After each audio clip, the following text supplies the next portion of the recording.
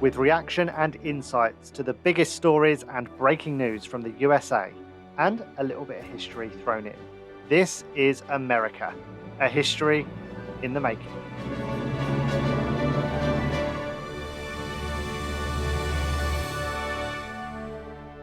Hello and welcome to another America, a history in the making with me, Liam Heffernan. Also, you may well hear my dog in the background because it is dinner time, so excuse that. But more importantly, joining me today is Andrew Wroe, Senior Lecturer in American Politics at the University of Kent. Hello, Andrew. Hi, Liam.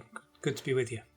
Yeah, really good to have you on the podcast. I usually do a bit of an introduction. This is what we're going to be talking about today, but I think everyone knows what we're going to be talking about today. Obviously, the Harris-Trump debate happened last night, or, for us in the UK, early hours of this morning. There was a lot of anticipation about it.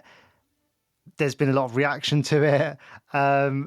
What are your initial thoughts? Who won? I think this is a win for Kamala Harris. I think most commentators in the centre are saying that. Obviously, some on the right are suggesting that Trump might have won it. Trump himself is suggesting that he won it. Apparently, of course, apparently he came into the spin room after the event, which itself is highly unusual. Usually their candidates rely on their surrogates to do the spinning, but Trump came into the spin room. And apparently, according to the New York Times, said it was the best debate he'd ever had. He probably wasn't paying much attention if that was the case. And he said, well, if Kamala wants another debate, that's because she knows she's lost. So, what proportion of that is actually Trump believes and what proportion of that is just spin, is difficult to pin down. Yeah. But, most commentators from the mainstream media and probably, most Americans think that Kamala Harris won this debate. I agree. And this guy, Trump, love him or hate him, he gives entertainment value, doesn't he? And I saw a clip of him in that spin room, and he was reeling off these numbers, like these polls that he was given, saying that 90% of people thought he won the debate. Like, it's madness. These are just barefaced lies. Absolutely. There's no evidence for these assertions at all. And I think, Kamala Harris picked up on this in the debate and said that he's often, I think she said he's confused by facts. And, that the stuff he was saying in the spin room just confirms that. There's sort of an alternate reality thing going on here. Yeah. But, that's always the way that Trump has been. He has his own reality. He has his own facts. He has his own alternative facts. To be fair to him, he's done pretty well by that approach. He has. And I guess to his credit, maybe that's the wrong word, but it worked very well against Biden, and it did against Clinton as well. It didn't so much against Harris, and we'll get onto that. But I just want to clear up the numbers a little bit before we dive into the specifics. So there was a sort of snap poll from CNN after the debate. You've got some of those numbers in front of you. What are the highlights from that? Yeah, okay. Yeah, so CNN did a snap poll, and they were polling registered voters who watched the debate live. Mm-hmm. And of Harris supporters, acknowledged Harris supporters, 96% of those thought that their candidate, Kamala Harris, had done the better job. Interestingly, Trump supporters, so these are registered Trump supporters, only 69% of those thought that their candidate, Donald Trump, had done the best job. So you can see that straight away, even those sort of, Trump idealists, those ideologues, recognize that their candidate, some of those recognize that their candidate had not had the best night. Overall, 63% said Harris had performed better than Trump, and 37% thought that Trump had performed better. But what I think what's important is this election is going to be decided by a few percentage points in a few swing states, and there's large proportions of Americans are in one camp or the other. They're not shifting. It's what's happening to the moderates, to the independent voters in the middle. And interestingly, what this CNN poll showed was that amongst independents, Harris's favourability rating went up from just 30% to 48% over the course of the debate. And that is quite a significant shift, because those are the people who are not yet aligned to one candidate or the other. And this debate, therefore, may have shifted them one way or the other. But we've got to remember, those are a very small proportion of the electorate.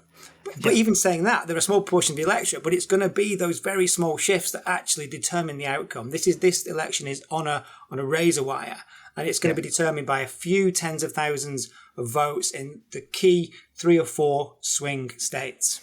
Yeah, this is the thing. And, as you say, these snap polls only give us part of the story, but, it's going to be very, very promising sort of numbers for the Harris camp for sure. I think what's really most interesting about those polls is the low numbers of Trump supporters that thought he won the debate, because, you'd expect that to be the other way around, because Trump supporters are loyal to an ignorant degree. Sometimes I would say, that what they're willing to believe from Trump, and the lengths that they go to support Trump are beyond anything I've seen from other political candidates.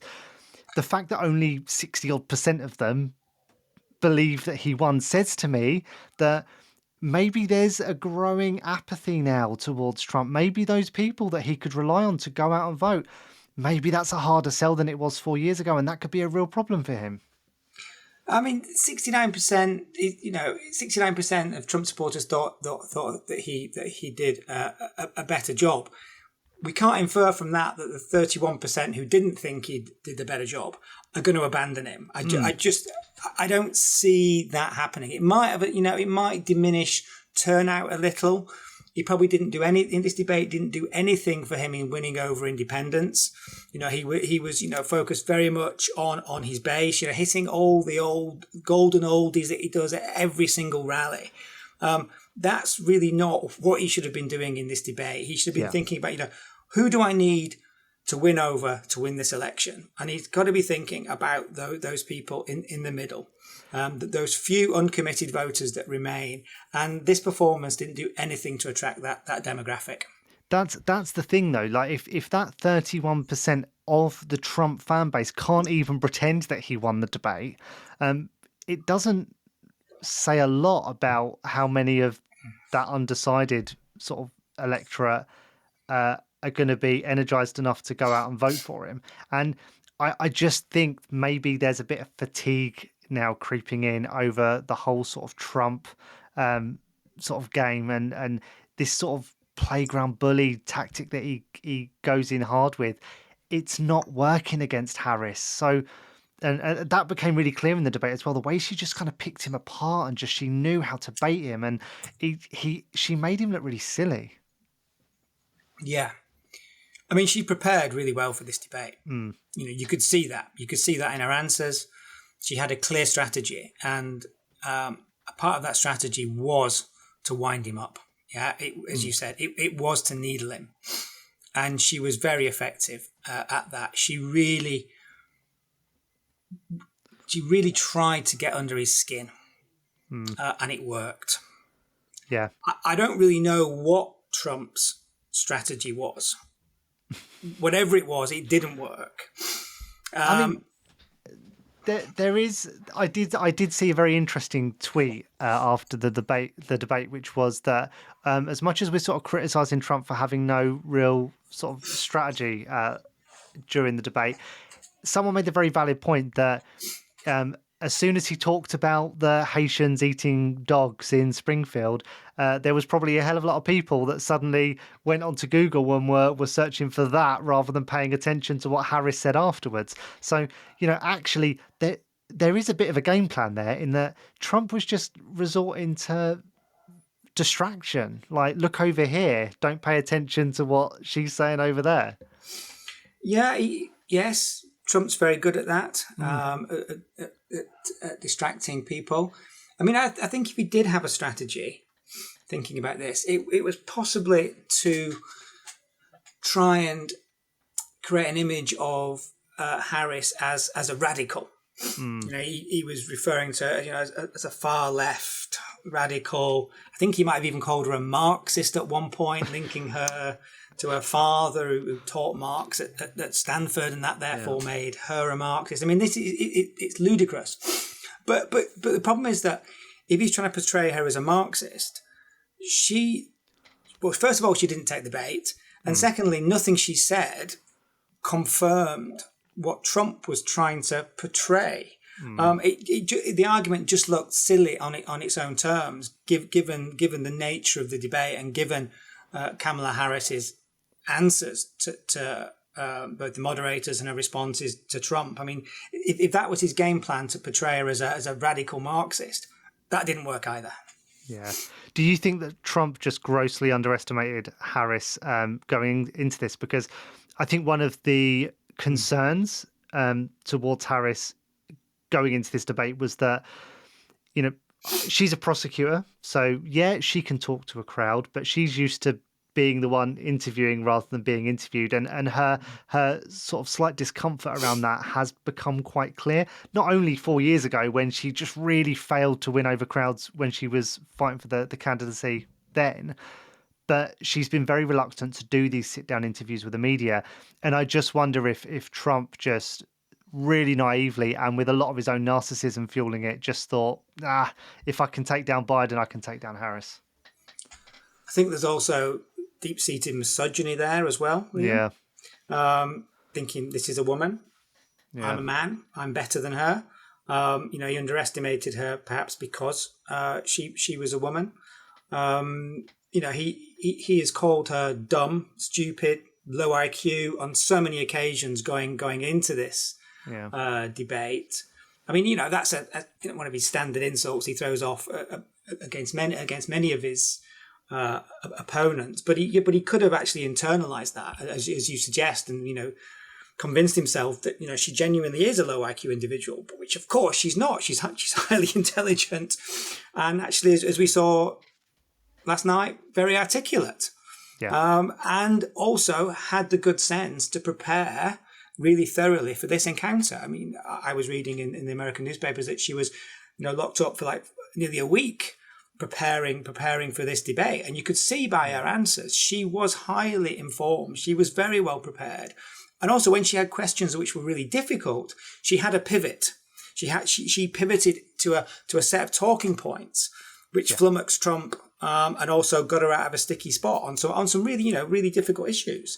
She's intelligent, she's articulate, and she was well prepared. And and as you suggest, Trump probably wasn't expecting that. He expected to be able to bamboozle her, and he couldn't. In fact, it was the other way around, if anything. I agree, but I actually think to and I don't do this very often, but to just ever so slightly come to Trump's defense, for the past 8 years that he's been running for president, he's been able to employ those tactics very successfully, and not with inexperienced adversaries like Hillary Clinton, Joe Biden. You don't get sort of many more experienced and qualified Democrats than them two, and he lost to Biden in 2020, but he turned the tables on Clinton in an election that he was expected to lose. He's ended Biden's candidacy in the debate back in June. So what is it that Harris has done that's so different? Well, I mean, I'm not sure that Trump ended Biden's presidency. I think Biden ended Biden's presidency. Trump didn't do much in that debate. It was, this was an act of, self-destruction by a sitting president. Trump sort of sat on the sidelines and had the good sense to let Biden unravel by himself. He didn't interject. He just let Biden go on. And if we go back to the debates between, Clinton and Trump in 2016, I don't think Trump bested Clinton in those debates. So I think over the course of them, I think probably Clinton, was the overall winner. And if you think about the popular vote, Clinton won 3 million more votes than Yeah. Yeah. Trump did in 2016. He just happened to win the votes where it mattered, and that allowed him to eke out a small, narrow victory in the fairly narrow victory in the electoral college. I mean, Yeah. I just think it's Trump. It's Trump's character, isn't it? I mean, I don't think there's like a sophisticated political strategy driving Trump's behavior. I think, as he said on many times, he goes on his gut. I've got a gut, he says. I've got a gut. And he just goes with it. But it's also an arrogance and a narcissism there, as you say, where he thinks he doesn't have to prepare, that he is better than everybody else. Actually, I think that he's actually born ultimately, if he's a deeply insecure individual. He talks about strength and all this sort of stuff. But actually, I think at core, he's a deeply insecure individual who masks that with this image of being very strong, a very strong individual. But in terms of strategy, it's not deeply thought through. Always advisors were saying before this debate, focus on policy, focus on policy. That's where you beat Kamala Harris on immigration, on the economy. This is where you beat her, and he couldn't help himself. No, he couldn't stop the personal attacks. He was just and he let, as we said before, he let Kamala Harris needle him, and he would just go off on these mad tangents. For example, about eating dogs and cats. I mean, he was absolutely bonkers. But he was saying that because she got under his skin. Yeah, I agree. And the baits were so obvious as well. Of course, she was trying to throw him off on immigration because he could talk directly to his base, and so when she talks, about the rally crowds and like has little digs, like I don't think any politician would really expect the other person to take the bait as much as Trump did, but man, did he buy it. He couldn't help himself. No. I'm sure his advisors were saying to him, in the run up to this debate, or trying to prep him not to get drawn in, not to be needled. But you could see, as soon as she mentioned that, that was a brilliant line from Harris. As soon as she started talking about his crowd sizes and their stamina and how they were bored and they were leaving, he couldn't help himself, and he had to go in on the attack. But that wasn't the only line. She attacked him on Project 2025. Mm-hmm. She said other world leaders were laughing at him. I mean, that's probably the thing that Trump hates the most, is the thought that people are laughing at him, because it speaks to this insecurity, which I just spoke about before. Yeah. So he hates that, but she knows that, and she was needling him on world leaders laughing at him. She was needling him on his 6 bankruptcies. Yeah, she brought that up. She was needling him about former staff who were bad mouthing him. She was intimating about John Kelly, who was his former chief. She didn't use his name, but she was intimating John Kelly, his former chief of staff, who disowned him.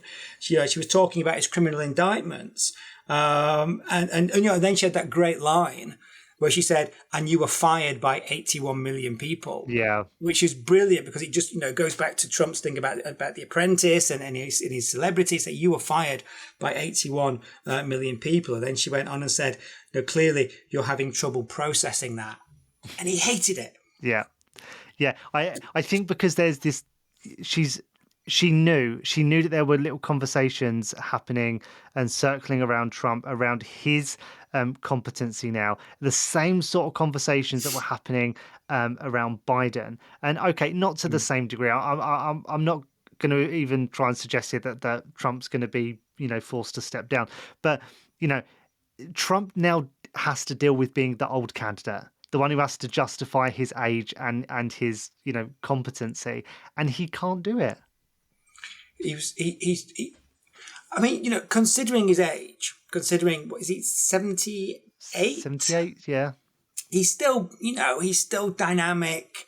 He's still a presence. He's still charismatic in a way that Biden certainly was not in that debate with him. Sure. He's still there. He's still sort of got that charisma, that presence.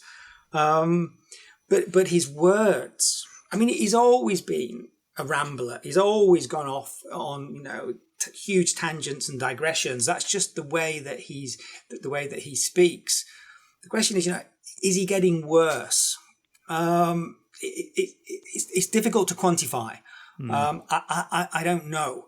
If he'd been more disciplined, then, if he hadn't taken the debate, then maybe we wouldn't be having this conversation about his age. Maybe it's because, Kamala Harris was able to needle him. She was riling him. And that led to this sort of outbursts, these digressions, these sort of mad responses, which then lead us to question his mental faculties. I agree. And, I think one of the criticisms I did notice after the debate, particularly and probably predictably coming from the Republican side, is that he wasn't really given a very fair chance. ABC have come under some criticism because of the fairness of the moderators. There's definitely pockets of criticism saying that they were fact-checking Trump a lot more than they were Kamala, that they were sort of letting things slide a lot more with Kamala. I mean, I've looked at the numbers since, and actually Trump had about 4 minutes more speaking time. I think he was allowed to interject a lot more, and they really did give him a lot of license to keep talking even over his allotted time. So I'm not really buying that criticism, and it just kind of feels like Republicans are clutching at straws a bit, if I'm honest. Yeah, sounds like sour grapes a little bit. I mean, so the format was, each candidate had 2 minutes to make their point, and then the opposite candidate got 2-minute rebuttal time, and then the moderators could give candidates an extra minute if they deemed that it was worth it. And if you add all that together, Kamala Harris spoke for 38 minutes and Donald Trump spoke for 43 minutes. Yeah, so there was a 5-minute difference there. Trump definitely had more floor time than Harris. But if you look at how they used that floor time, that's what's interesting. Of Kamala Harris's 38 minutes, she spent 17 minutes attacking Trump, putting him on the defensive, riling him. Mm-hmm. Of Trump's 43 minutes, he only spent 13 minutes attacking Kamala Harris. Mm-hmm. So he had more time, and he also used it less effectively, largely because Kamala Harris was putting him on the defensive. Yeah. And also because he was rambling as well. But this idea that the moderators did a poor job, I mean, I just didn't see it that way. I think, they did a decent job. They didn't get, often when Trump's in these sorts of debates, he often ends up attacking the moderators there and then. Yeah. He's done that overtly in the past. He didn't do that. He never questioned the moderators, because I think he probably thought they were doing a fair job. Of course, now this is over, he will, as he always does, he will pivot and he will blame the moderators. I don't know whether he's already done this, but I have no question that he will now say something along the lines of they were very biased and very unfair, very anti-Trump. I mean, I'm sure that's round the corner. I think he actually that's his go-to line. It is, and I think he has actually done an interview on Fox News since the debate, and basically said that. Okay, right. I mean, that's what he always says. Yeah. I mean, no great insights on my part. It's just a classic Trump line to blame. It is, but this is the thing. Like, people just getting a bit bored with hearing the same things and the same comebacks, and it's just he's doing exactly what he did in 2016, and it just feels like now people are wise to it. Yeah. He hasn't progressed very much as a politician. You could say he's still hitting all the old golden oldies, all the same issues in the same way, attacking people. But as we acknowledged before, he's been president of the United States for 4 years, so not exactly a failure. He's had the top job. He's been the most important person in the world for 4 years. Yeah. And he still, dominates the Republican Party. He's still, one of the big beasts of American politics, and maybe will carry on for the next few years. It's worked for him.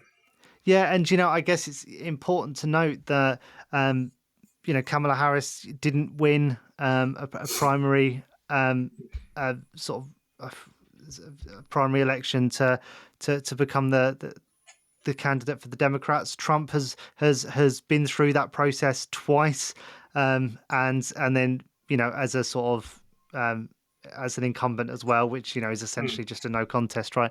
But I guess you can say he's been there, he's done it, he's proven he can win elections, and Kamala still has that to prove.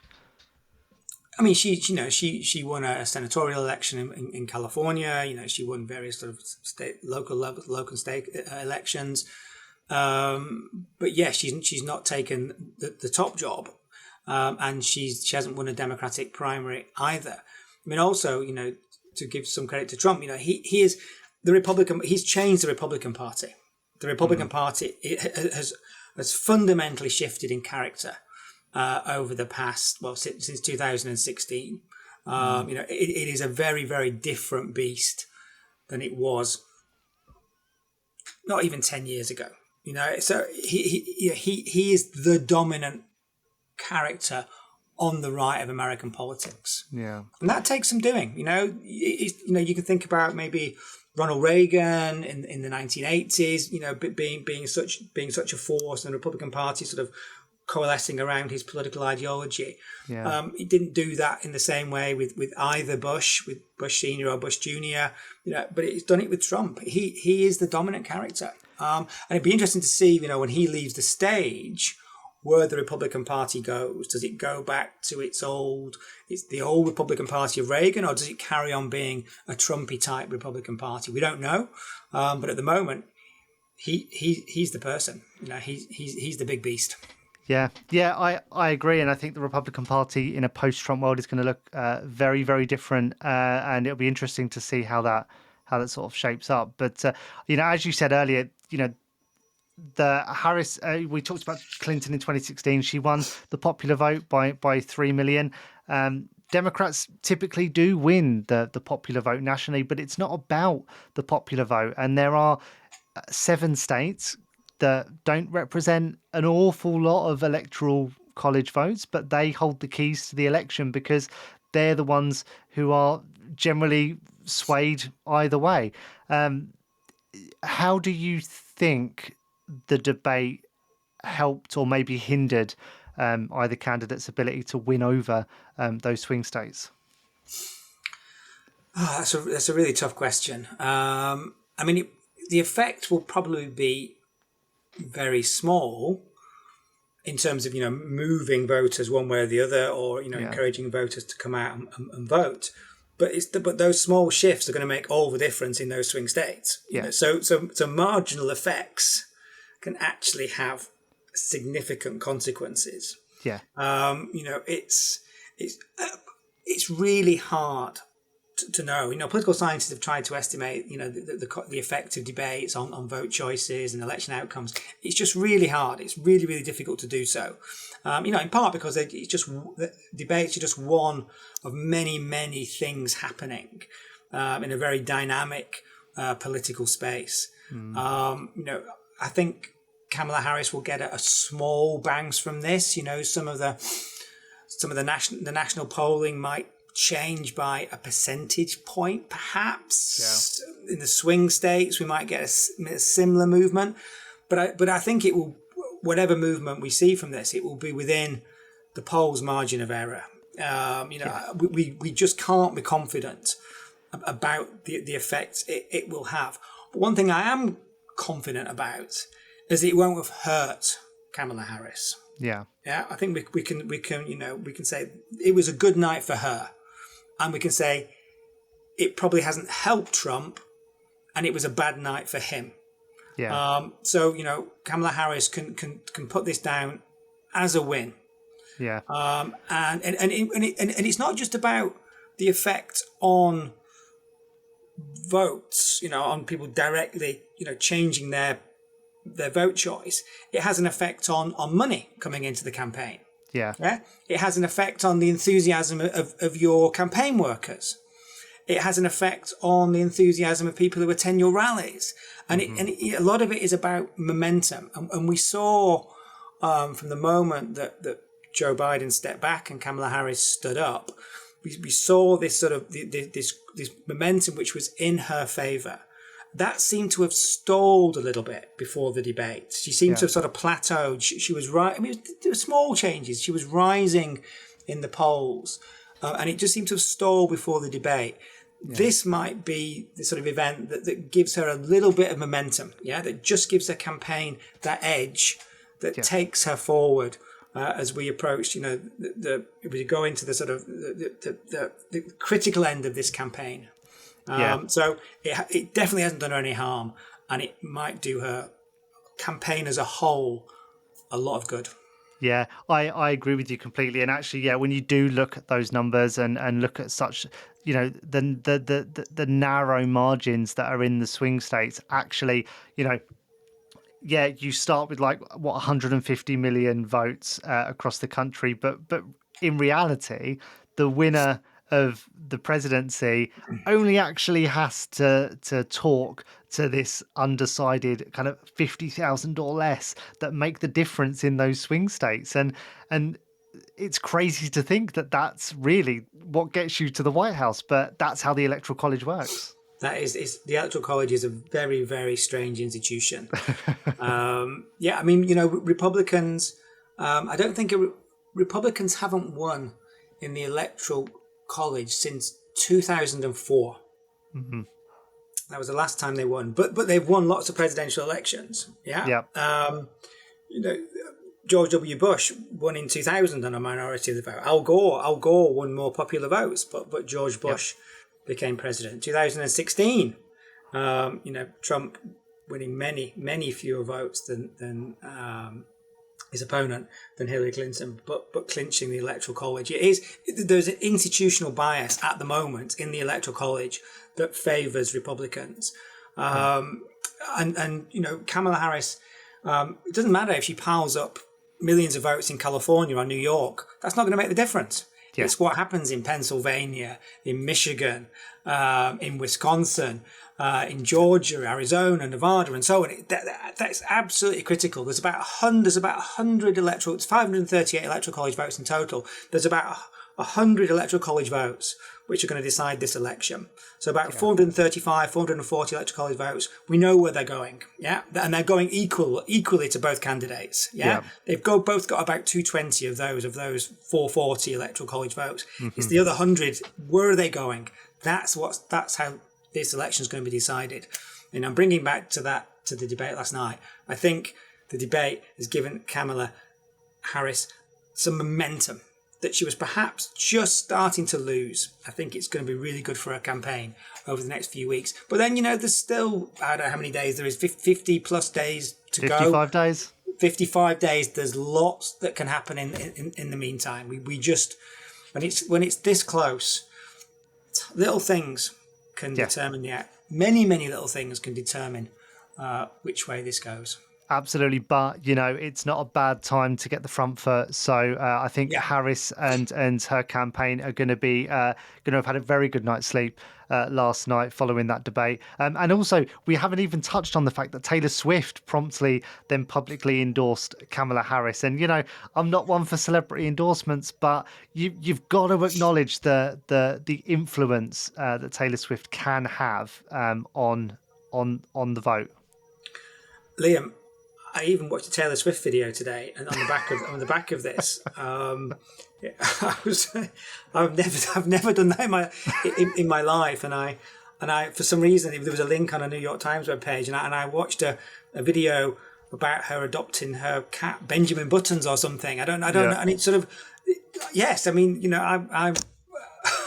I surprised myself. But I mean, I found out today that she has nearly 300 million followers. I mean, it's extraordinary. So it was certainly, and Kamala Harris, she key for her. One of the keys is mobilizing young people to vote. Young people are overwhelmingly democratic, but the problem is they don't turn out and vote. Yeah. So if this Swift endorsement just encourages, a few 100,000 more young people to go out and vote, especially in those key states, again, it's these little incremental differences that could affect the result in November. Absolutely. And as you say, 55 days is a long time, longer than a UK general election cycle. So who knows, anything can still happen. Absolutely. But for now, Andrew, thank you so much for joining me on this. It's been great chatting with you. And for anyone who does want to connect with you after listening to this, where can they find you? I think just put in Andrew Wroe, University of Kent, and they'll get me get my details at my institution, and they're happily send me an email or such. Yeah. Awesome. Thank you very much, Andrew. And for anyone listening, well, thank you for listening. But also make sure that you click follow and also check out our Patreon and our TikTok. We'll put all the links in the show notes as well so you can keep engaging with the show. And tell us what you think as we do more of these leading up to the election. It's an exciting time. Thank you very much for listening and goodbye.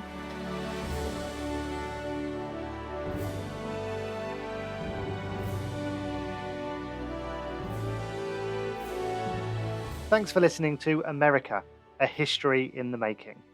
If you enjoy the show, please go and check out our main episodes, which drop every Tuesday, and we've linked to some relevant episodes in the show notes for you as well. Remember also to visit our Patreon page where you can support our show. For just a few dollars a month, you'll unlock some awesome perks, and it helps us to keep the show going, which we really appreciate.